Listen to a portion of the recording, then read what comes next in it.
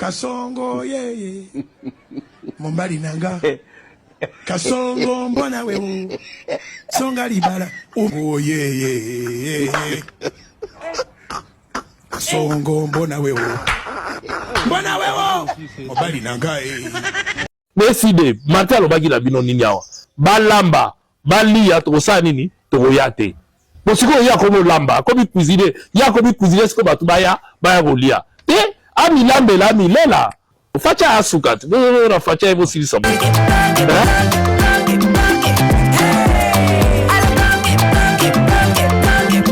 Oyoki elenge ya Congo tapelema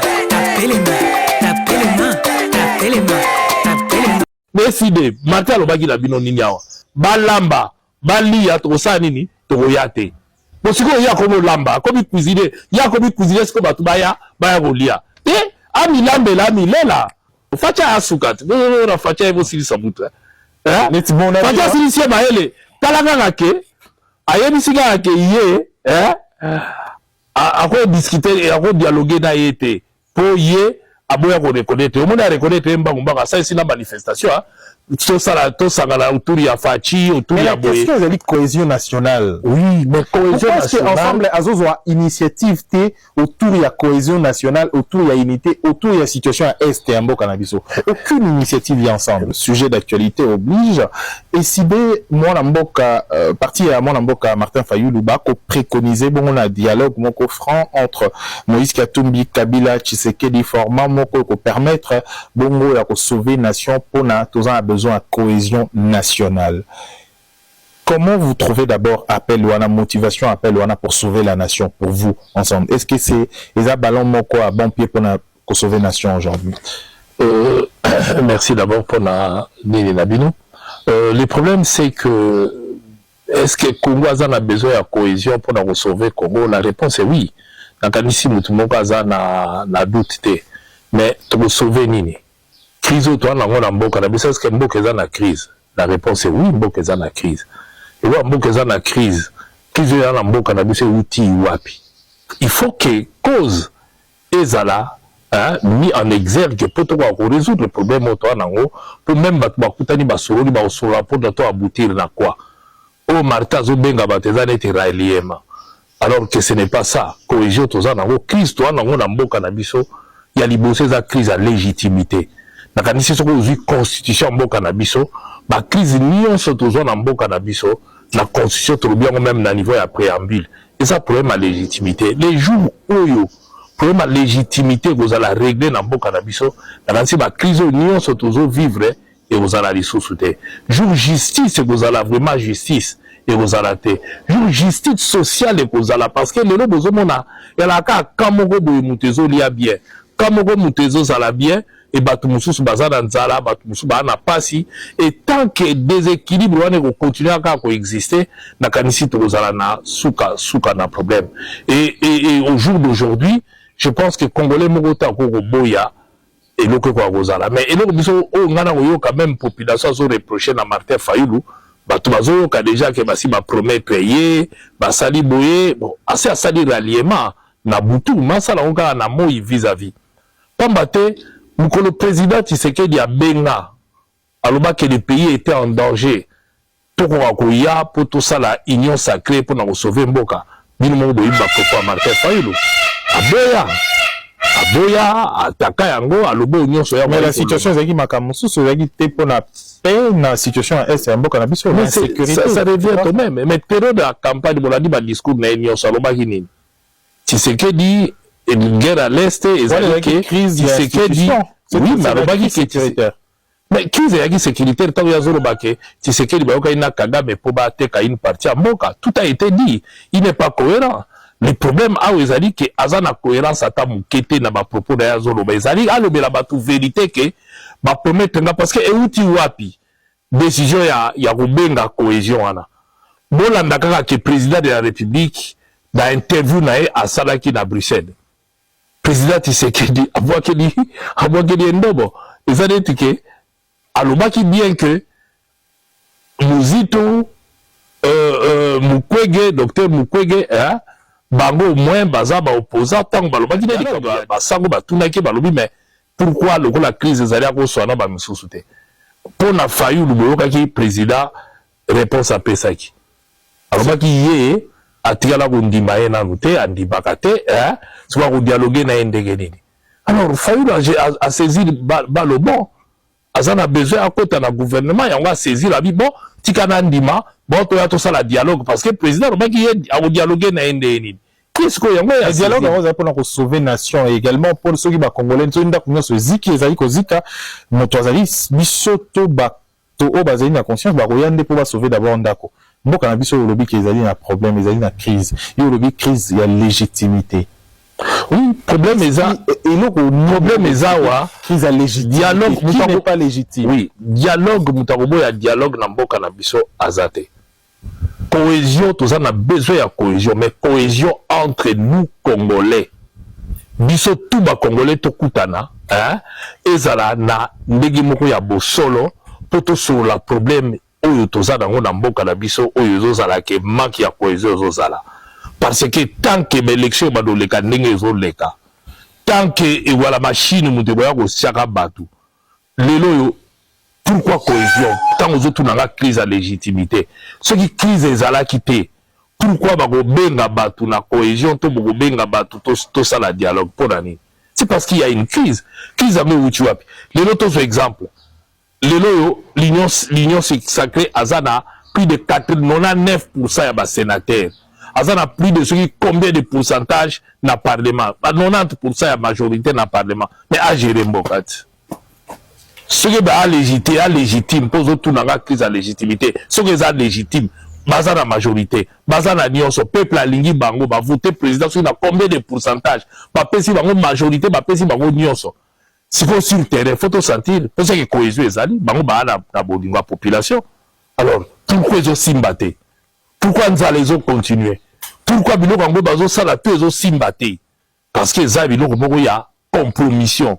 Tant que biloko kwa la compromission ba musuba ko revendiquer ba yandwa ya ko participer ne loko wana eloko ko simbe ko zalate botala bino moko gouvernement ngo ndegeza botala bino moko casting ngo même ya gouvernement e ko simba ndenge nini e ko simba te vous journaliste bozali catégorique na dialogue te mais est-ce que appel ya le ba na pouvoir nini nana oya c'est comme tout congolais hein kambozali na ndako atale ki akobenga akobenga mutuno oui mais akobenga papa mais mututo asi ayebi elo ozolanda ngate président de la république asi aloba il faut pas que lukagoya ko sala ke logo moko olingi ozobombama même temps azoloba d'un côté azoloba lo musu peuple asi ayebi na yebi loko ala soko bengi batu na dialogue esuka wapi il y a lobby que problème ezali ya ba réforme institutionnelle.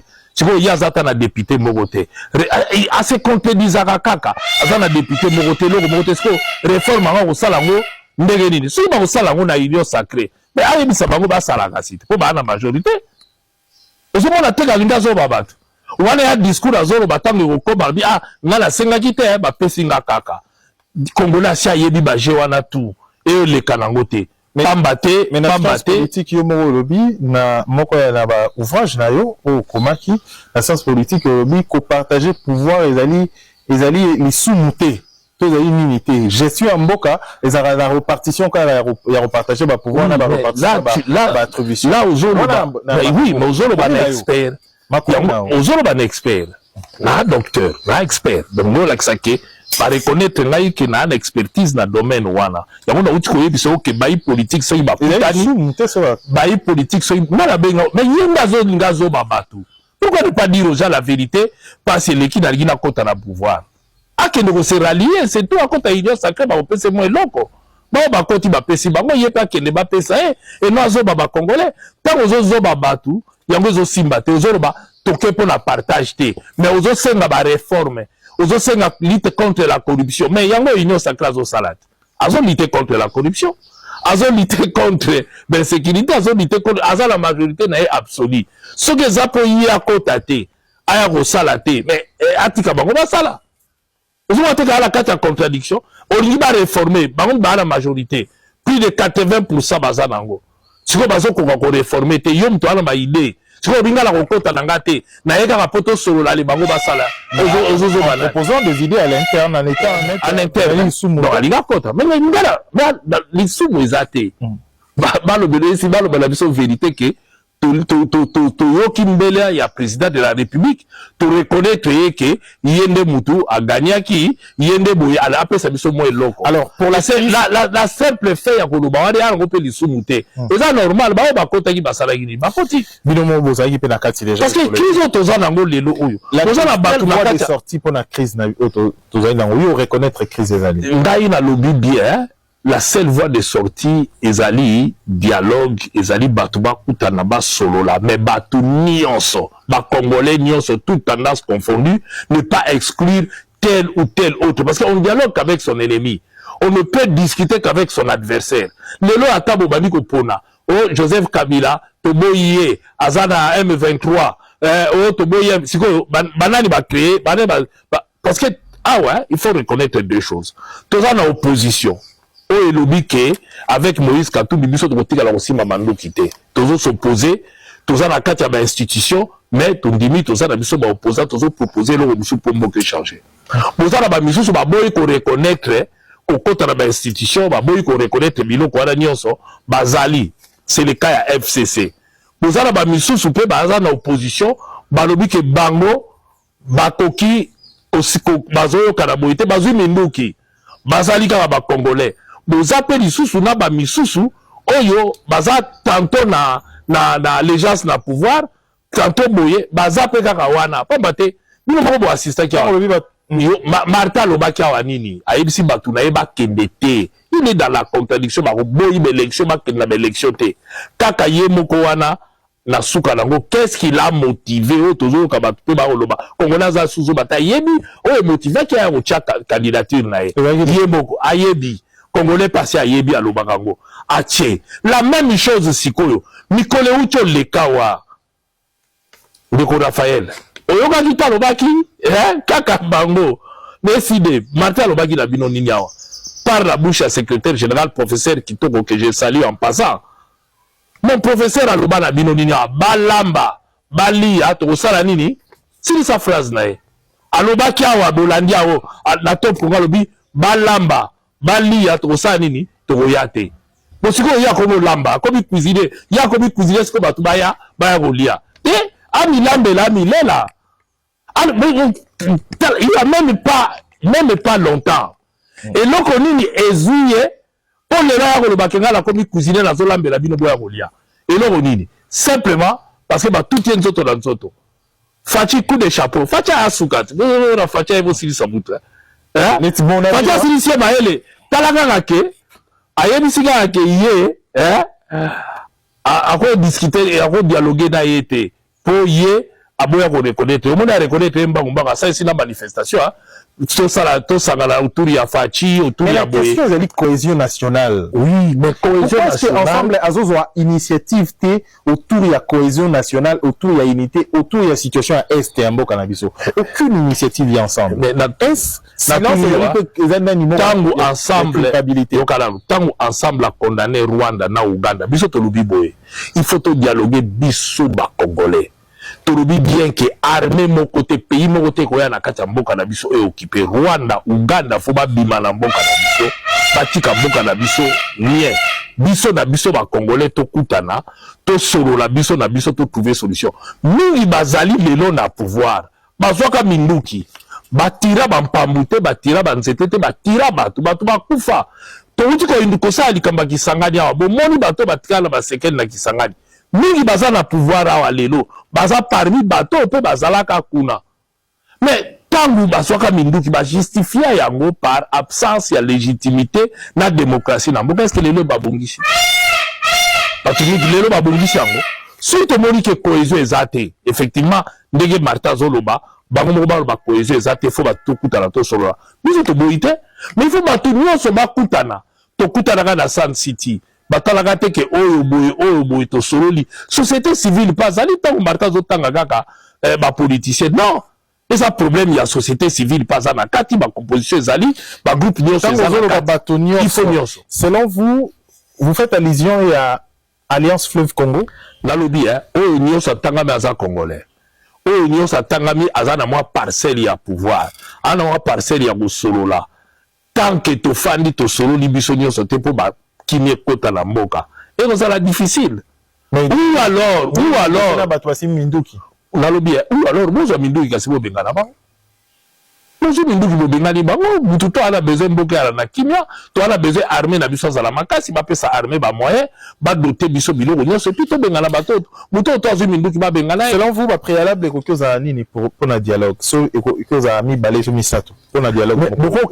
Le seul et l'unique préalable pour la dialogue. La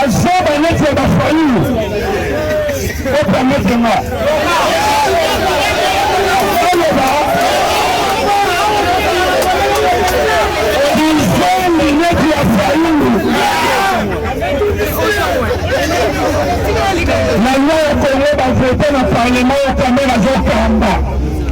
Le sous-sol et le sol appartient à...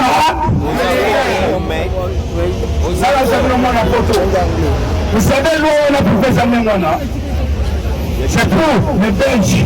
Belgique, c'est ça le loco moko pe. Allemagne, là, la outil, c'est ça le loco moko pe. Nous sommes tous ces gens en Allemagne, la Belgique, et ont eu la Congo. Et dans le sous-sol, spécial, la Congo.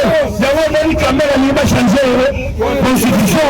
Nous avons quand même la changer la constitution doit changer de guerre, de force. Et puis les Congolais.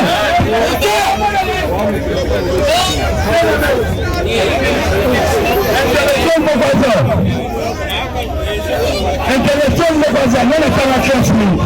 Salut. Non, non, président, non, non, pas Congolais, pas Congolais. Sepeli Makas. Le col Martin faut comprendre que Congo, il faut que Congomani bango moko soit décision. Makambo eza kosalama na Goma. Biso en tant que Tshisekidiste, Martin faut c'est un Tshisekidiste. Azwaki court et pas un Tshisekedi Mulumba. Il devait seulement rejoindre son frère qui est le président de la République. Et d'ailleurs, pour la biso, Facha personne n'a pas primature voilà. Toko sepela maka. Nous marquer sur le maboko. Et retirer nationalité sénégalaise. Là, Azongi Congolais à 100%.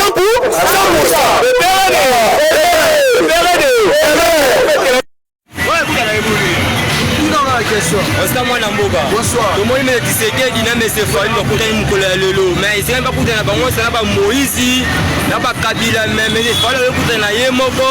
Non mais c'est c'est une idée ni. Biso de lobibo ba mambo ya la muka. De lobibo Fayulu asali made. Jamais ko kutana na mese Chilombo o ba yokana ki bango nyonso. Catholique no fa ni sabango. Biso to mbaye ba tele ba combattant na yo to le fond de lits na yo. To mona ngo mabe. To mona mabe voilà que la cause de la faute de Chilombo. Ouais, mese Chilombo.